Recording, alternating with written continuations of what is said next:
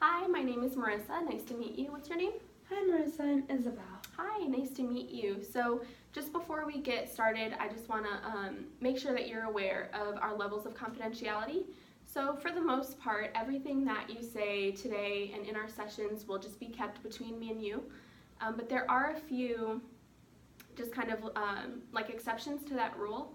So the first one is if you have intent or plan to have suicidal thoughts or homicidal thoughts, I will have to report that just to keep you safe and other people safe as well. So if you do have suicidal or homicidal thoughts, then I will have to report that. The next exception is if you are engaging in child abuse or if you're engaging in elder abuse. So those are our levels of confidentiality, and those 3 or 4 exceptions are the only exceptions where I would have to break that and report it. So other than that, everything that you say will be kept between us. Is that okay with you? Yes, that is okay with me. Okay, awesome. Thank you. Yeah, of course. So why don't you tell me a little bit about why you've come in today?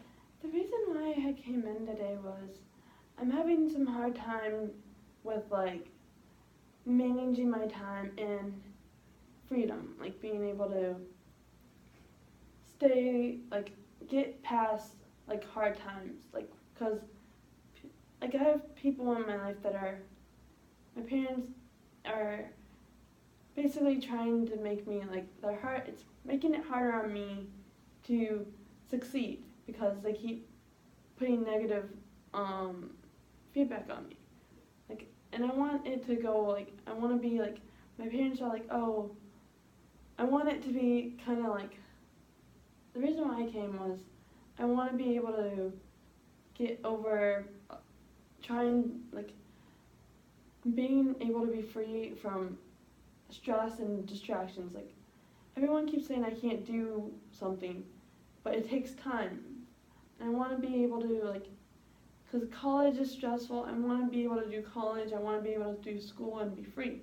Mm-hmm. But I can't because I'm always at home and my parents are always wanting me home. Mm-hmm. So what would you think that would be best for me to do with because my parents keep thinking I'm unsuccessful, but I'm trying my best. Okay, so what I hear you saying is that you're experiencing maybe just a little bit of kind of discouragement with, you feel like you're not having as much freedom as you'd like and feel that other people, maybe your parents more specifically, are kind of telling you what to do, even though, you feel like you can make those decisions for yourself. Yeah, so what you're asking me is that just kind of how we should get you to be more independent, or what can I help you with today? The one thing that's also aggravating me is I always go and asking for support on my homework. I have a hard time. My parents are always blaming me. I know I should have since I have a hard time disability, I should probably disability with attention deficit. They always keep saying oh, that's the reason why I'm like this. This is why you can't do this. You can't do that. And they put me down on that, and I kind of want to be able to people I feel are taking my advantage of me all the time. It's hard because I try my best to cope with it. I try to manage on their time when I keep telling them, hey, I want to be able to get through this. I have prioritized. I need to make sure school's done first before I work at my job. Right. And it's not going as planned because they're still putting me on the schedule for a certain time. Okay. And I still sometimes I end up going late because I'm hey, I just had school. I can't be at work. Yeah. But yeah, you feel that you feel like your parents are blaming almost this disorder that you have, attention deficit, correct? Am I correct? Yes. Yeah? You feel like your parents are blaming it on that, saying that you aren't as successful or, just different things because of this. Is that kind of what I hear you saying? Yeah. Yeah, so if you feel like your parents are, blaming that, I want to know what do you think about your attention deficit? Do you feel like that is holding you back, or do you feel like it is empowering you to do more? How do you feel that your attention deficit is playing into just different aspects of your life? I feel like I can't be myself with it because like there's always like my parents and everyone is like, you don't like, it doesn't matter if you have it, like you can't be yourself doing it. Like, I feel like they want to change my personality. Like I want to be able, like I have to do something like every single day. Like I can't be just like sitting like down for like an hour and like not doing something. They tell me, oh, like I can't, like if I'm doing homework and they're like, oh wait, you have to stop doing that, wait, and go and like hang out and go get something to eat with them. It aggravates me because I was like, no, I can't, I have to do this. Then they throw me off and like I have to go with them without, Mm-hmm. and I'm like, I'm trying to set my priorities first, like Yeah. boundaries. Yeah, when you're getting into, just like the swing of, of schoolwork or whatever, if you're finishing a task, then you're in the swing of it and you don't like to be disturbed in that moment because then Yeah. it's hard to get back to it, right? Yeah, and it's hard. Yeah, definitely. I can't imagine how hard that must be, to just have to refocus and get back to that task. That definitely Yeah. does sound like a challenging thing to deal with a lot of the times. So I already mentioned something with your job. How do you feel like your job is playing a part into this, you not feeling free or not having independence? Well, I have 2 jobs. Okay. I love one of them. I babysit for a family, and it's really flexible because it's only on Mondays and sometimes Wednesdays. It's 3 kids. I enjoy that because it's flexible hours and it fits in my schedule. Mm-hmm. But my second job I work at is an arcade place, and they're very strict because they want their job done. They don't really care if like we have other things to do. They'll schedule you anyways. Mm-hmm. And like if you even call the day off, like get the day off, like have the day off, they'll put you on the schedule still.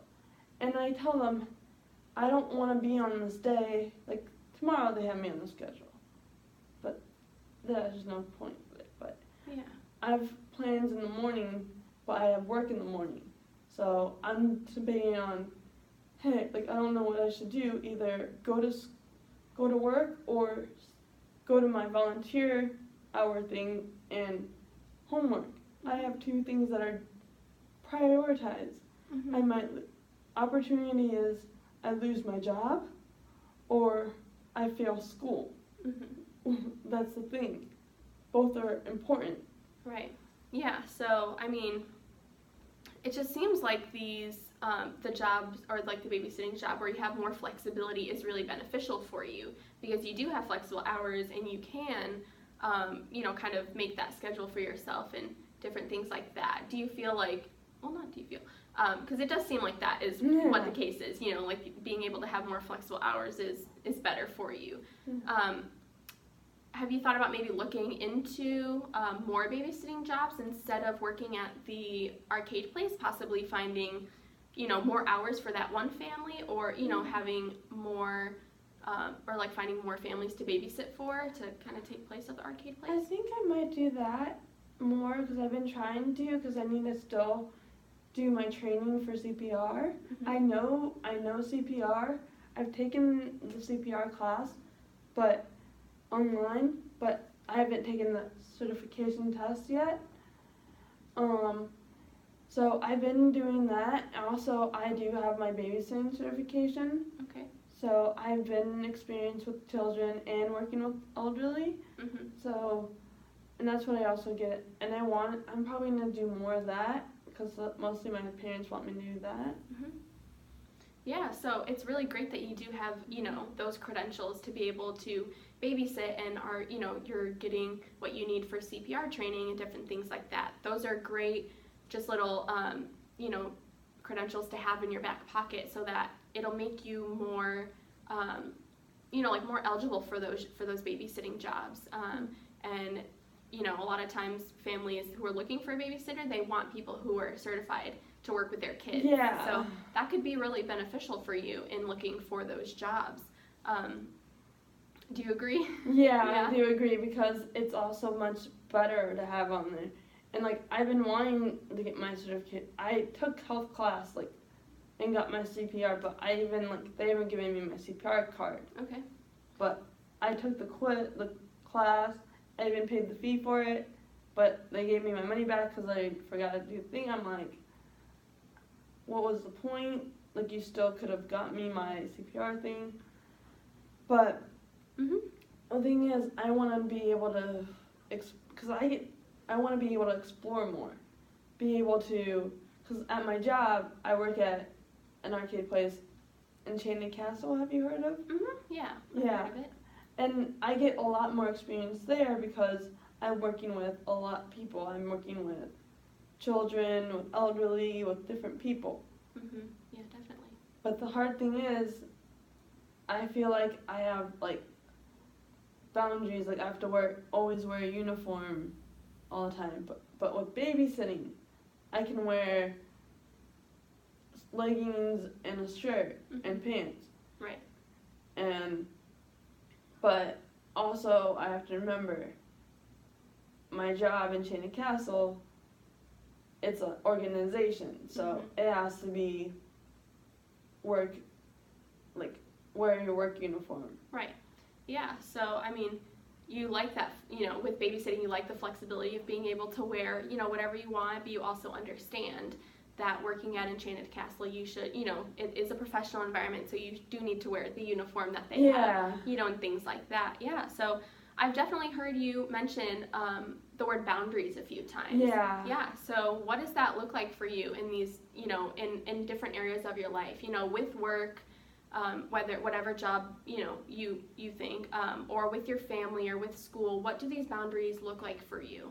My boundaries with mostly with my coworkers. Okay. Like, all my coworkers, like, there's a certain coworker that I've had a lot of problems with, and I've had to get my boss involved in it because they won't leave me alone, and I'm like, hey, you're this age. I'm still young. I don't want to work. Like, the reason why I have your phone number is because just to change your flexibility hours, but I ended up blocking them because of reasons.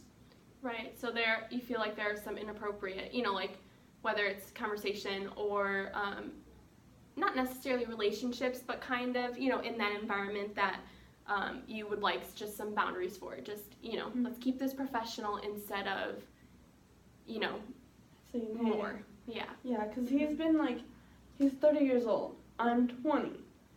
And it's hard because, and the weird thing is, he's always texting me oh, hey, how are you, blah, blah, usual, but then he's I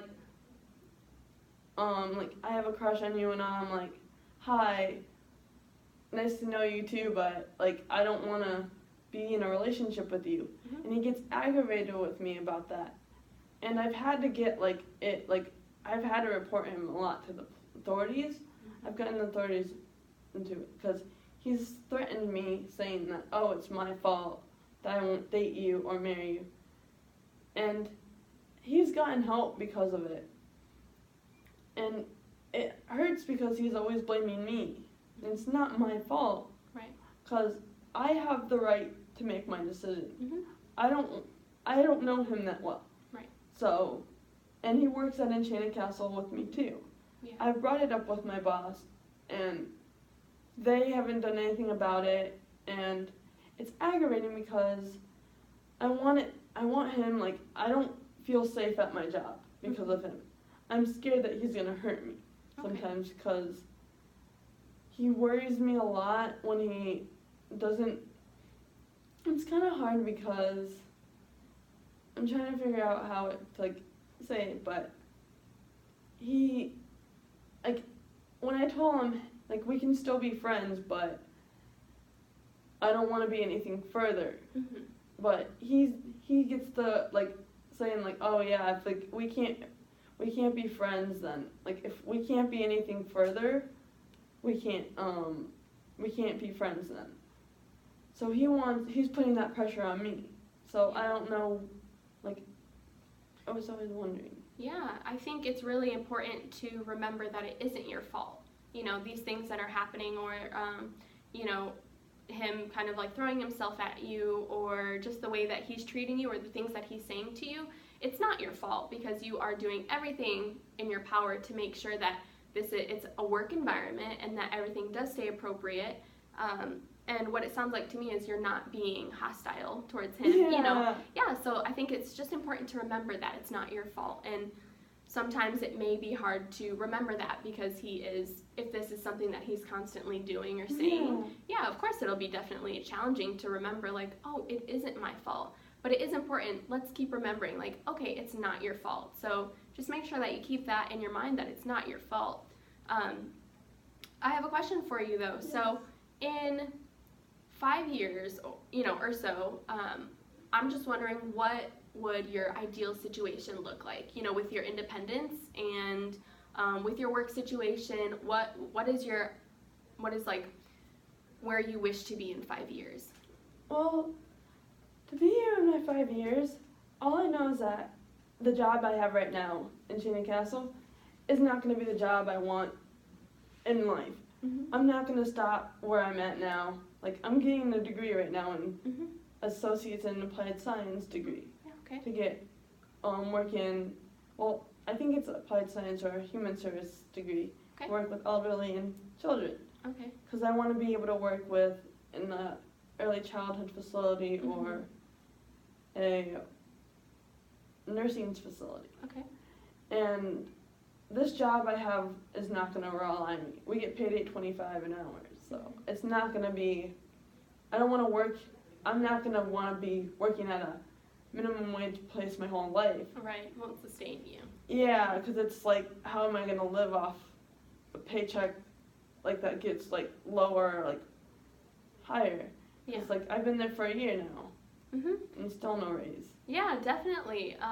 It seemed like the one thing that you really do want to change within, 5 years is that you're working at Enchanted Castle. I think that definitely could, when if you get a new job that's not there, I think that could definitely empower you to feel more in control of your life, or, feel like you have more freedom or more independence because you let that job go. So what I think we could do is figure out some,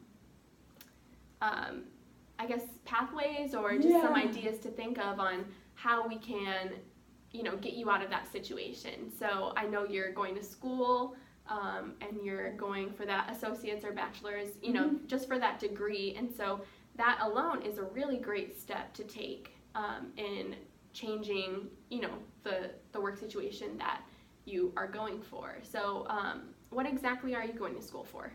I'm mostly going to school for my not gen eds, to get a degree program mostly. Okay. And what is that degree? I want to, my degree mostly it's like undecided. Well, I was supposed to go long-term care, but I'm going into a different degree because I can't get into long-term. Okay. So I want to go into like a health science degree. So basically the human service degree. But Okay. I'm going to probably go transfer into CNA programs. Okay. Yeah, absolutely, definitely. And a lot of times we feel empowered by the job that we have, or with the degrees that we have and the job that we're going into. We can feel empowered to make changes for ourselves. And so definitely going to school and just getting a degree and getting a real job, and when you graduate college and everything, getting a job is going to be able to help you to feel like you're in control of everything. And I definitely think that is beneficial for you, and yeah, I think it also something to remember is that you won't be at Enchanted Castle for forever. Yeah. I know during the time that you're there until you do find a new job, it's going to feel like nothing is ever going to change. Sure.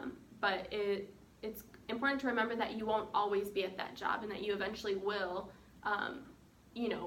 find a job that you love, that you'll make more money at, and you won't have hard coworkers, to work with and things like that. What do you think about that? I agree because like I just want them to know that they should be like I agree on you with that because they should be grateful that they have someone like me and like they have people there like and like they should be thankful that I'm there working those hours, but the wage that I get paid, like they should know that I'll probably come back sometime to like spend time and see like yeah, but they should know that people come and go, like this is not going to be the real job. Right. Yeah. So what are some steps that you think you can take to get to the point where you feel more independent or feel like you're more in control of your life? What do you think are some steps that you can take to get to that point? Well, steps I can take are probably waking up early. Okay. Is what I've been doing, and managing my time. Like I'm full time. I go to school full time and work part time, and also I have all this like free like time. So on Mondays I'm usually sometimes will come on campus because even though I don't have to be on campus. Mm-hmm. I work on homework, I babysit. Tuesdays and Thursdays I'm on campus. I go to school, I have classes in the morning, and then I also have a second class. Then I tutor, and that's what also helps me because I like to be scheduled, managing my time, make sure I get it done. Right. Wednesdays I volunteer and also do homework and concentrate on homework and classwork. And Thursdays I'm back at school, and I prefer mostly being face-to-face on campus because it's better to have like the face-to-face and have more education. Yeah. Be like you get to have the teacher there instead of being on a computer all the time. Mm-hmm.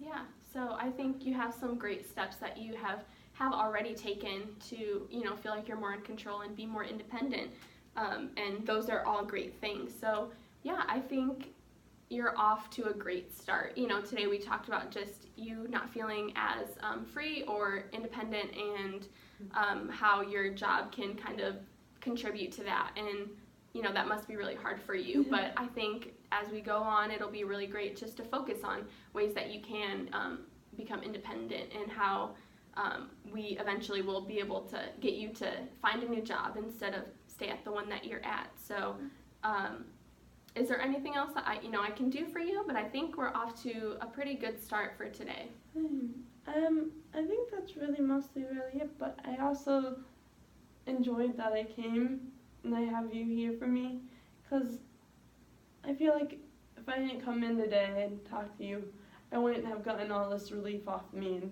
and I enjoyed the advice you gave me because I have now everything's going great. Good. I enjoyed it. Thank you. I'm really glad, and of course I want to help you get to a point where you feel confident in your life, and so yeah, but I think we're off to a great start. And, yeah. Thank you again. Yeah. Mm-hmm.